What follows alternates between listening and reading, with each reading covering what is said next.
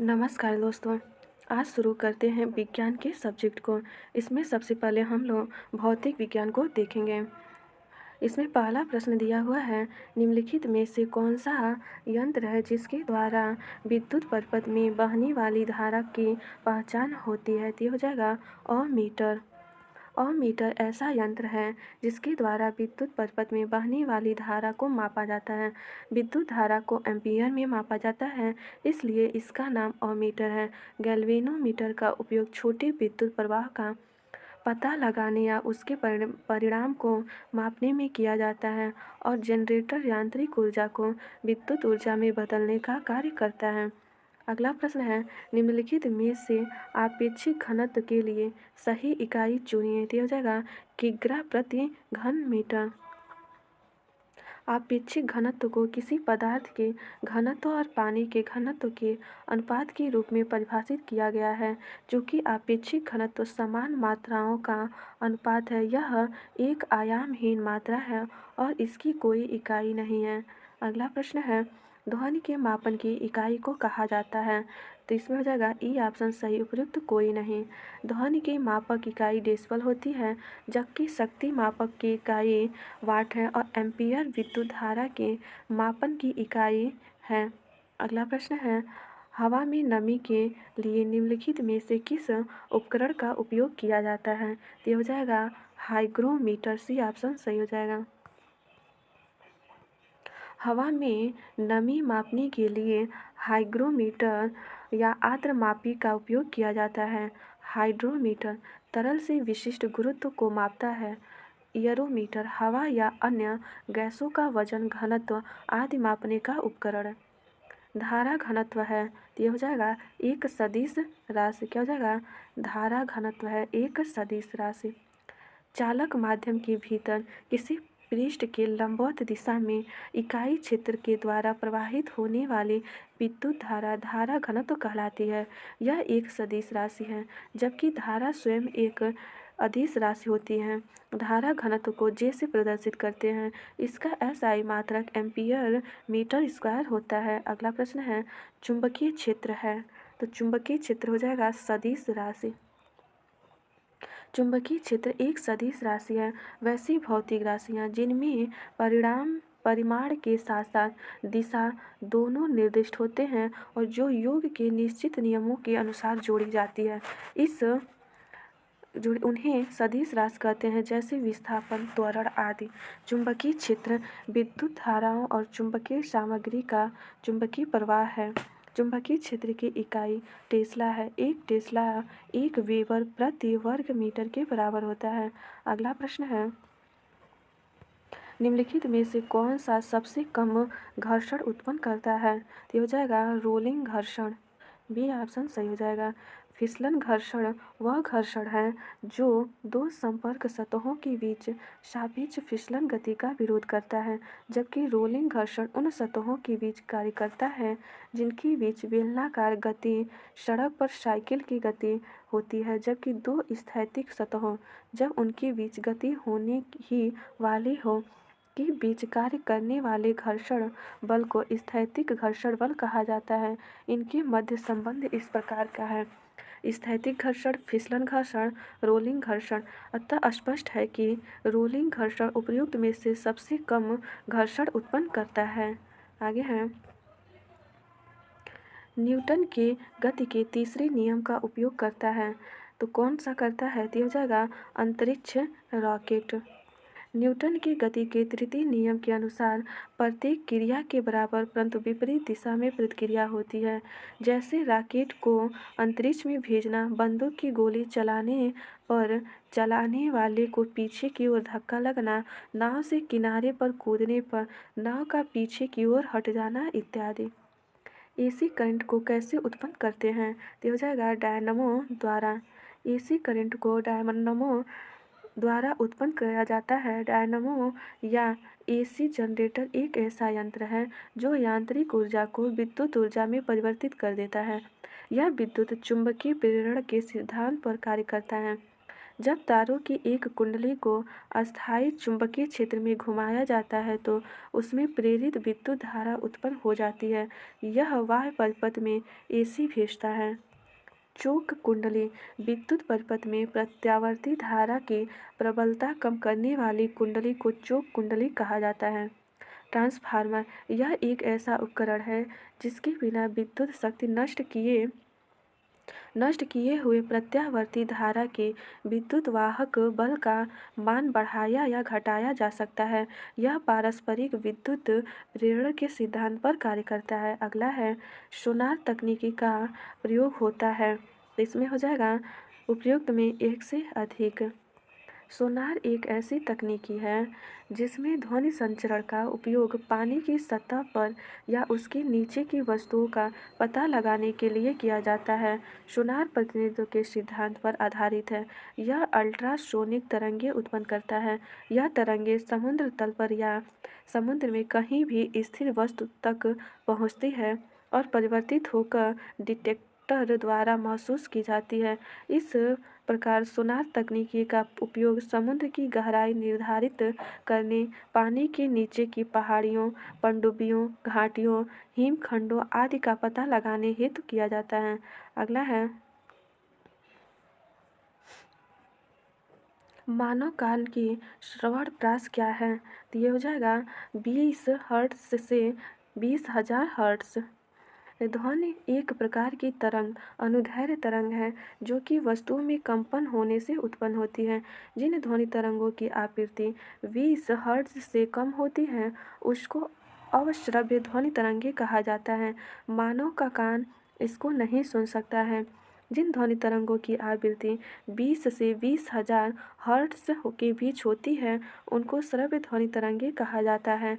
मानव का कान इन ध्वनियों को सुन सकता है, अर्थात मानव कान की श्रवण की परास 20 से 20,000 हर्ट्ज की आवृत्ति वाली ध्वनि तक होती है। 20,000 हर्ट्ज से ऊपर आवृत्ति वाली ध्वनि पराश्रव्य ध्वनि होती है। निम्नलिखित में से कौन सी विद्युत चुंबकीय नहीं है? तो हो जाएगा अल्फा किरण। ऐसी तरंगें जिनके संचरण के लिए माध्यम की आवश्यकता नहीं होती है विद्युत चुंबकीय तरंगें कहलाती हैं। इन तरंगों की कल्पना सर्वप्रथम मैक्सवेल ने की थी। ये तरंगें विद्युत और चुंबकीय क्षेत्र के मध्य कंपन से उत्पन्न होती है। विद्युत चुंबकीय तरंगों में रेडियो तरंगें, सूक्ष्म तरंगें और रक्त किरणें, एक्स किरणें, परावैंगनी किरणें और गामा किरणें शामिल हैं। अल्फा किरण विद्युत चुंबकीय तरंग नहीं है। यह अल्फा कणों से मिलकर नहीं बनी होती हैं। अगला है प्रकाश तरंगें किस प्रकार की तरंगें होती हैं? तो हो जाएगा एक से अधिक। तो प्रकाश ऊर्जा का एक स्वरूप है जो विद्युत चुंबकीय तरंगों के रूप में प्रसारित होता है। विद्युत चुंबकीय तरंगें अनुप्रस्थ तरंगें होती हैं, इसलिए प्रकाश अनुप्रस्थ तरंग है। अनुप्रस्थ तरंगें वे तरंगें होती हैं जिसमें माध्यम के कण तरंग के प्रसार की दिशा के लंबवत कंपन करते हैं। अगला है निम्नलिखित में से किसके पास उच्च ऊर्जा स्तर और छोटा तरंग दैर्ध्य है? तो हो जाएगा परावैंगनी विकिरण। परावैंगनी विकिरण एक प्रकार का विद्युत चुंबकीय विकिरण है जिसमें दृश्य प्रकाश की तुलना में उच्च ऊर्जा स्तर और कम तरंग दैर्ध्य होता है। यह विद्युत चुंबकीय स्पेक्ट्रम पर एक्स-रे और दृश्य प्रकाश के बीच स्थित होती है। पोर्सलीन मग में गर्म चाय पीना सुविधाजनक है स्टील के गिलास की तुलना में, क्योंकि हो जाएगा पोर्सलीन ऊष्मा का कुचालक है। पोर्सलीन मग में गर्म चाय पीना सुविधाजनक है स्टील के गिलास की तुलना में, क्योंकि पोर्सलीन चीनी मिट्टी जो बनाता है ऊर्जा का कुचालक है। जो वो पदार्थ ऊष्मा को अपने अंदर से गुजारने देते हैं वे ऊष्मा के सुचालक कहलाते हैं, जैसे स्टील के गिलास, तांबा, चांदी इत्यादि। जो अपने अंदर से ऊष्मा को गुजरने नहीं देते हैं उन्हें ऊष्मा का कुचालक कहते हैं, जैसे पोर्सलीन, प्लास्टिक, लकड़ी व रबड़ इत्यादि। अगला प्रश्न है लेंज के नियम की व्युत्पत्ति के लिए निम्न में से किसके संरक्षण नियम का उपयोग होता है? तो हो जाएगा उपयुक्त में कोई नहीं। लेंज का नियम ऊर्जा संरक्षण नियम पर आधारित है। इसका तात्पर्य है कि गतिशील चुंबक द्वारा सामना किए जाने वाले प्रतिकूल बल के विरुद्ध कार्य पूरा करने में यांत्रिक ऊर्जा अवशोषित हो जाती है और इसे विद्युत ऊर्जा में बदल दिया जाता है, जिसके कारण सोलेनॉइड में धारा प्रवाहित होती है। अगला है, अधिक ऊंचाई पर उबलते हुए पानी में सब्जियां पकने में अधिक समय लेती हैं क्योंकि इनका मुख्य कारण है। तो इसमें क्या हो जाएगा, ऊंचाई बढ़ने पर उबलते हुए पानी का तापक्रम घट जाता है। बी ऑप्शन सही हो जाएगा। आगे है, अधिक ऊंचाई पर उबलते हुए पानी में सब्जियां पकने में अधिक समय लेती हैं क्योंकि ऊंचाई बढ़ने पर उबलते हुए पानी का तापक्रम घट जाता है। अगला है, एक बरसाती दिन में, तो इसका क्या हो जाएगा, एक बरसाती दिन में शुष्क बल तापमापी आर्द्र बल्ब तापमापी की तुलना से ज़्यादा माप दर्शाता है। शुष्क एवं आर्द्र बल तापमापी का उपयोग आमतौर पर परीक्षण प्रयोगशाला और कपड़ा मिल में सापेक्ष आर्द्रता को मापने के लिए किया जाता है। बरसाती दिन में शुष्क बल तापमापी आर्द्र बल्ब तापमापी की तुलना में ज़्यादा माप दर्शाता है। अगला है, एक कृष्णिका एक उच्च तापक्रम टीके पर ई वाट प्रति वर्ग मीटर की दर से ऊर्जा का विकिरण करती है। जब T/3 के तापक्रम पर दिया जाए तो विसरित ऊर्जा वाट प्रति वर्ग मीटर में होगी। तो ये हो जाएगा, ई ऑप्शन सही हो जाएगा। एक कृष्णिका एक उच्च तापक्रम टीके पर ई वाट प्रति वर्ग मीटर की दर से ऊर्जा का विकिरण करती है। जब T/3 के तापक्रम पर दिया जाए तो विकिरित ऊर्जा वाट प्रति वर्ग मीटर में E/16 होगी। अगला है, एक हिमानी का आधार पिघलता है पर उसका शीर्ष नहीं, क्योंकि, तो इसमें हो जाएगा सी ऑप्शन सही हो जाएगा। आधार पर दाब अधिक होने से गलनांक में कमी होती है। आगे है, एक हिमानी का आधार पिघलता है पर उसका शीर्ष नहीं, क्योंकि आधार पर दाब अधिक होने से गलनांक में कमी नहीं होती। हिमानी क्षय की उत्पत्ति ऐसे स्थानों पर होते हैं जहां हिमपात की मात्रा हिम के क्षय से अधिक होती है और प्रतिवर्ष कुछ मात्रा में हिम अधिशेष के रूप में बच जाता है। वर्ष दर वर्ष हिम के एकत्रण से निचली परतों के ऊपर दबाव बढ़ता है और वे सघन हिम के रूप में परिवर्तित हो जाते हैं। यही सघन हिमानी अपने भार या दबाव के कारण ढालों पर प्रवाहित होता है, जिसे हिमनद कहते हैं। अगला है, फ़ारेनहाइट पैमाने पर परम शून्य का मान कितना होता है।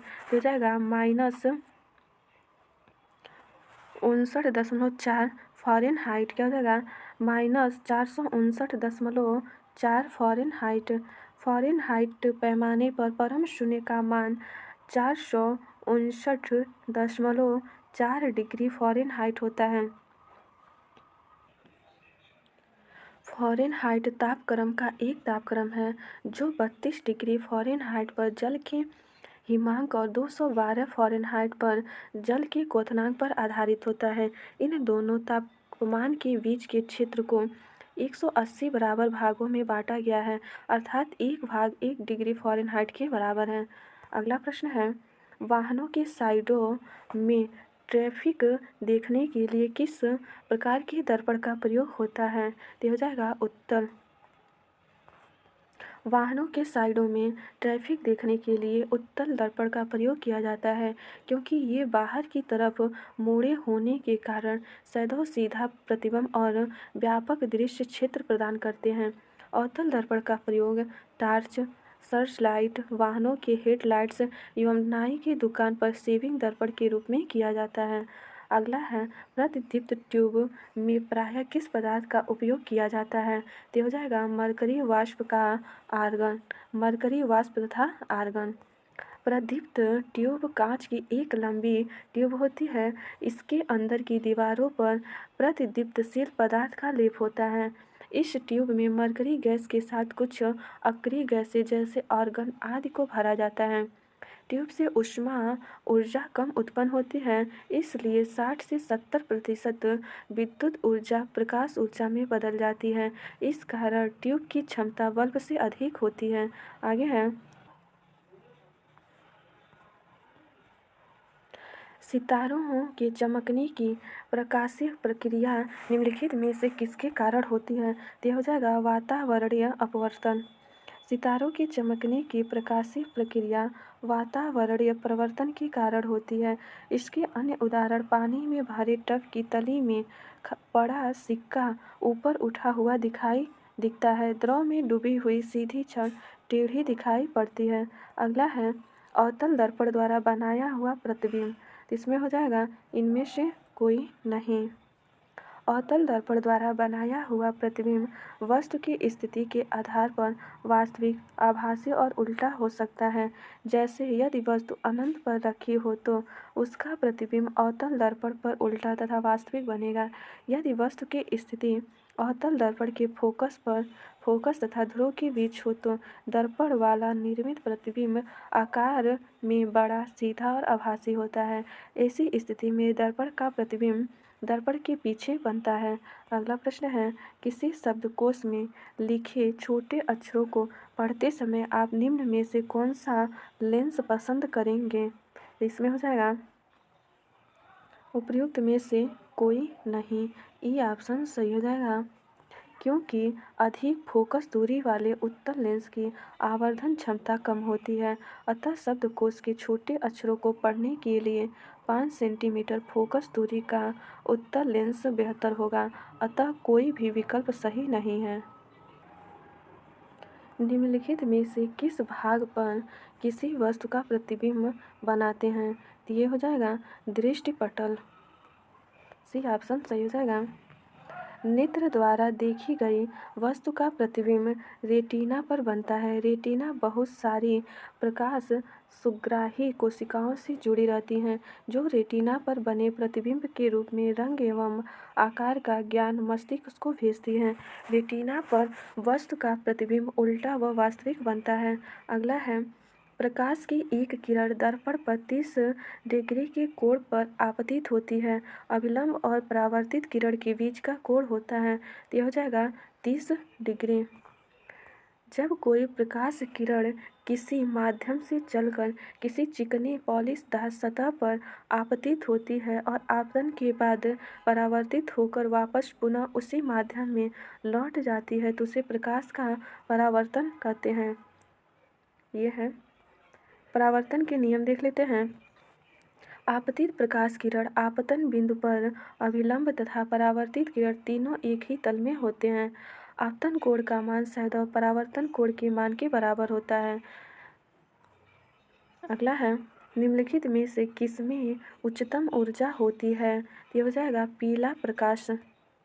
किसी तरंग की ऊर्जा को सूत्र है E बराबर hv बराबर hc/I के रूप में व्यक्त किया जाता है। E ऊर्जा है, h प्लैंक नियतांक, v आवृत्ति है, c प्रकाश है और l तरंग दैर्ध्य है।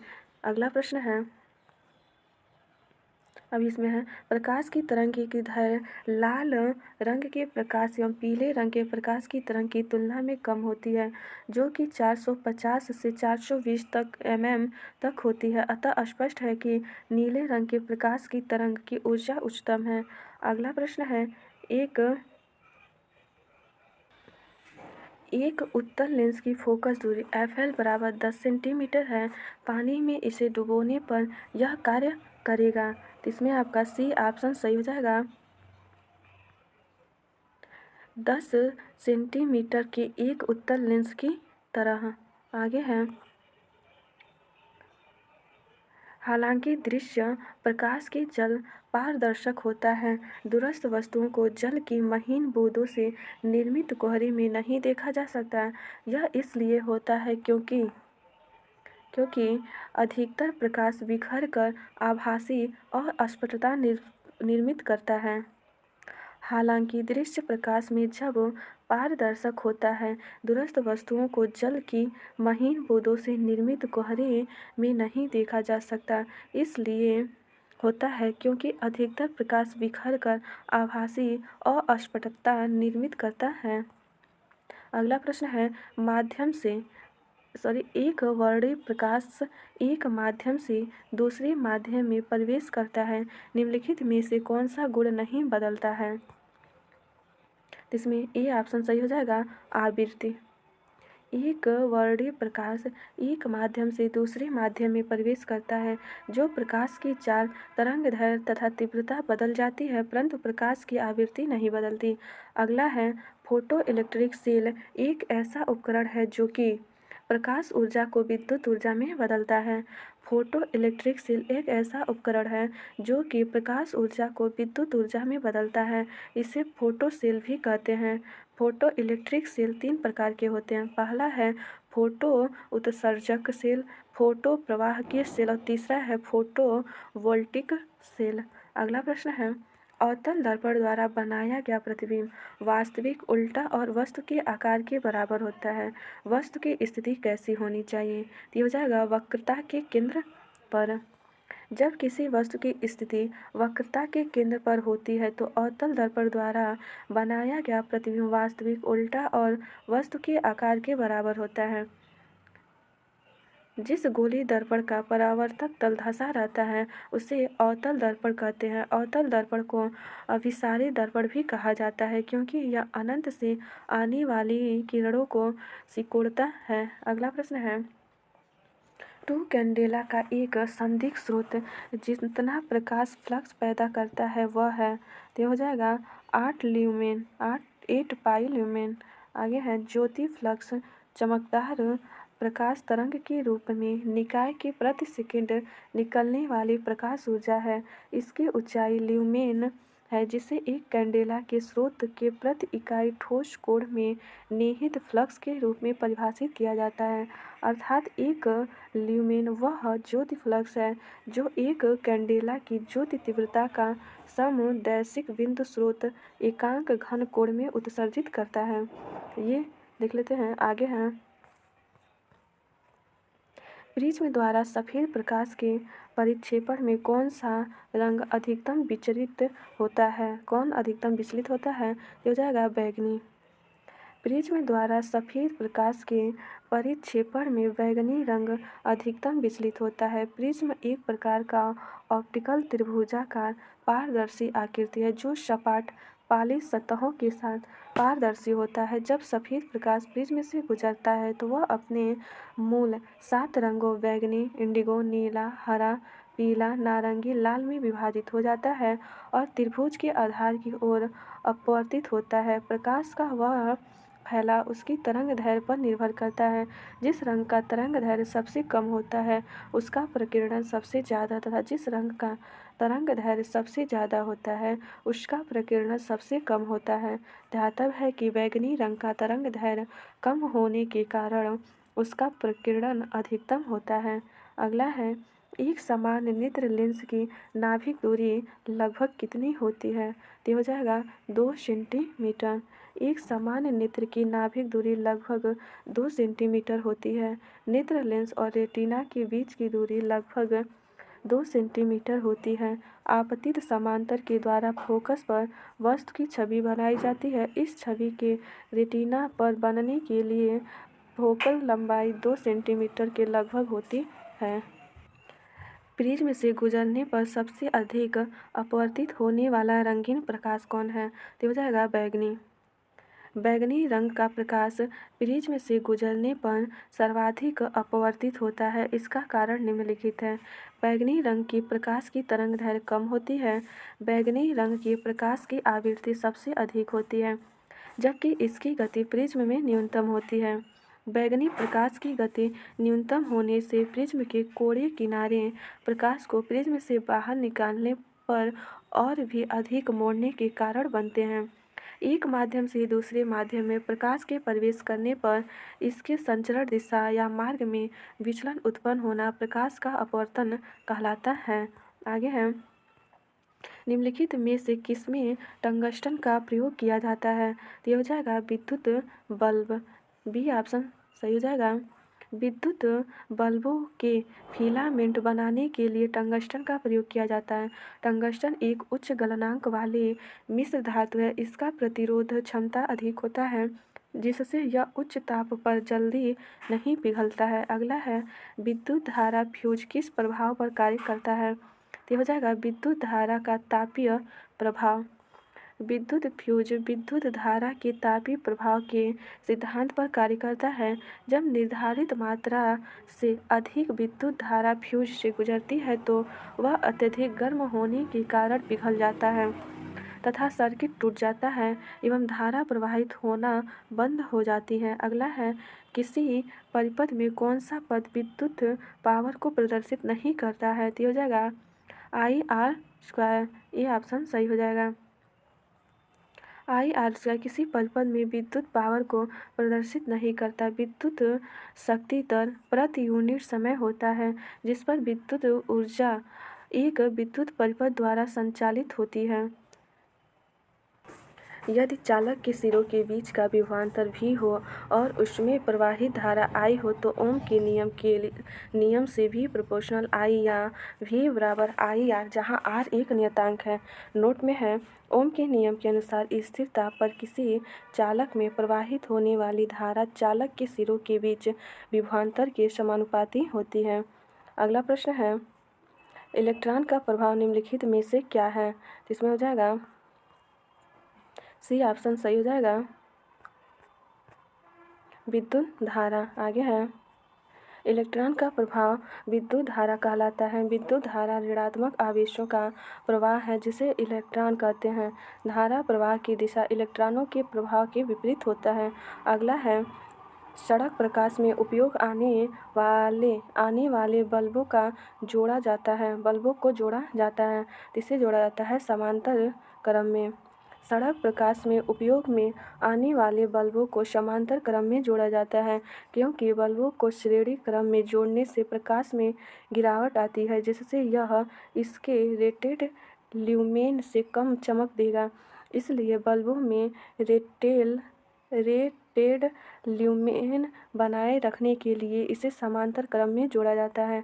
अगला है निम्न में से कौन सा गैर ओहमिक प्रतिरोध का प्रतिनिधित्व करता है? तो हो जाएगा टॉर्च बल्ब। गैर ओमिक प्रतिरोध ओम की नियम का पालन नहीं करता।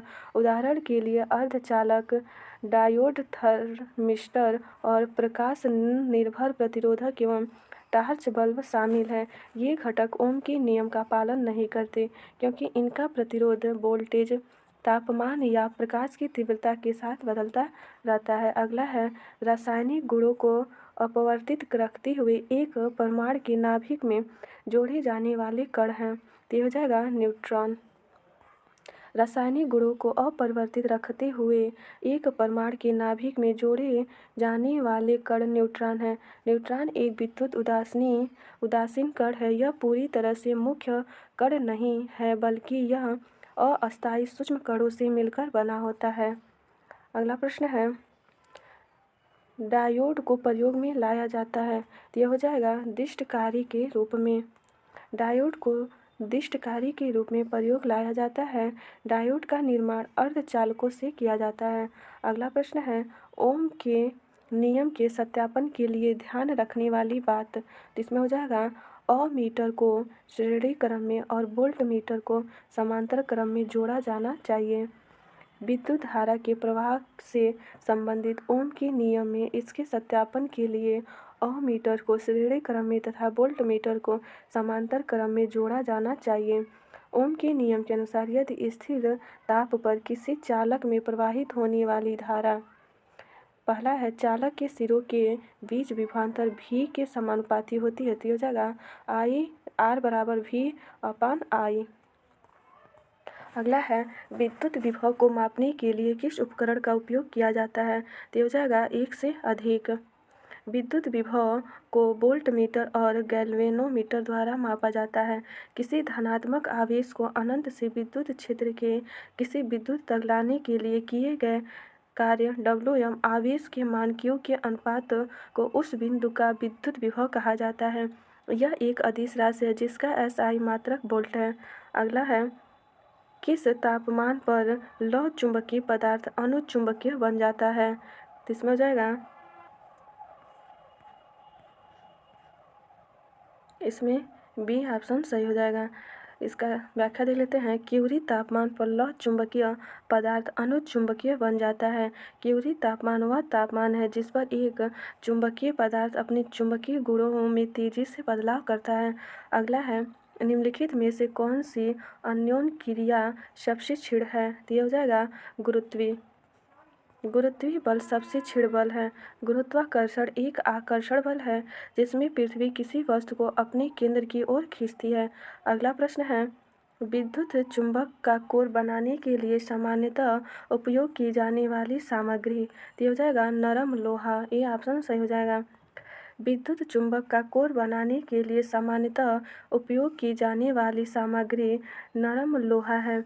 कुंडली के अंदर का नरम लोहा चुंबकीय क्षेत्र को मजबूत बनाता है, क्योंकि जब कुंडली में करंट प्रवाहित होता है तो यह स्वयं चुंबक बन जाता है। इसके अलावा जैसे ही धारा प्रवाहित होना बंद हो जाती है, यह अपना चुंबकत्व खो देता है।